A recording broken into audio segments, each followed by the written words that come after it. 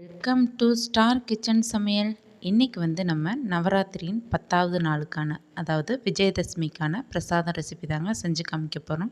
அதை பார்க்குறதுக்கு முன்னாடி நம்ம சேனல் லைக் பண்ணுங்கள், ஷேர் பண்ணுங்கள், கமெண்ட் பண்ணுங்கள், சப்ஸ்கிரைப் பண்ணுங்கள், கூடவே இருக்க பெல் பட்டனையும் ப்ரெஸ் பண்ண மறக்காதீங்க.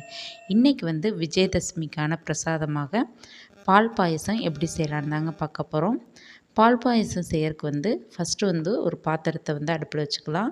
அதில் வந்து ஒரு 1/2 லிட்டர் அளவுக்கு பால் சேர்த்துக்கோங்க. ஒரு 3 டேபிள் ஸ்பூன் அளவுக்கு பச்சரிசியை ஒரு 1/4 மணி நேரத்துக்கு முன்னாடியே ஊற வச்சுருங்க.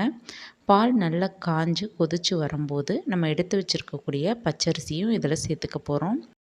நம்ம வந்து பால் பாயசம்னாவே ஜவ்வரிசி சேமியா வச்சு தான் செய்வோம். ஆனால் வந்து பால் பாயசம்ன்றது வந்து இது மாதிரி பச்சரிசி வச்சு செய்கிறதா வந்து பிரசாதங்களுக்கு ரொம்பவே உகந்ததுங்க. இப்போ பார்த்திங்கன்னா நம்ம எடுத்து வச்சுருக்கக்கூடிய பச்சரிசியும் இதில் சேர்த்துட்டு நல்லா மிக்ஸ் பண்ணி விடுங்க.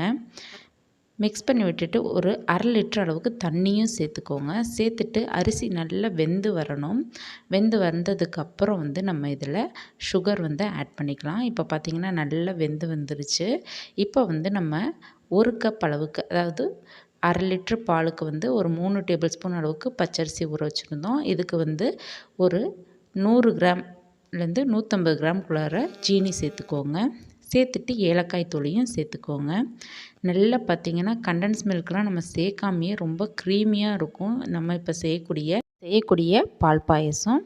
இப்போ வந்து ஒரு பேன் வச்சுக்கலாம். பேனில் 1 டேபிள் ஸ்பூன் அளவுக்கு நெய் சேர்த்துக்கோங்க. நெய்யில் வந்து முந்திரியும் திராட்சையும் சேர்த்து பொரிஞ்சதுக்கப்புறம் நம்ம இப்போ செஞ்சுருக்கக்கூடிய பால் பாயசத்தில் இதை வந்து நம்ம சேர்த்துக்க போகிறோம். அதாவது நவராத்திரியின் 10வது நாள் வந்து பால் பாயசம் தான் செய்யணும். எப்படி வந்து 9 நாளுக்கு 9 விதமான பிரசாதங்களும் சுண்டலும் செஞ்சோமோ, அதே மாதிரி 10வது நாள் வந்து பால் பாயசமும் கொண்டக்கடலை, அதே மாதிரி பொரி, அவல், தேங்காய், பழம் இதெல்லாம் வச்சு நம்ம நெய்வேத்தியமாக சுவாமிக்கு படைக்கணும். அதுக்காக தாங்க இன்றைக்கி வந்து பால் பாயசம் செஞ்சு காமிச்சோம். கண்டிப்பாக இந்த ரெசிபியை நீங்கள் வீட்டில் செஞ்சு பார்த்துட்டு உங்கள் ஃபீட்பேக் கமெண்ட்டை சொல்லுங்கள். தேங்க்யூ.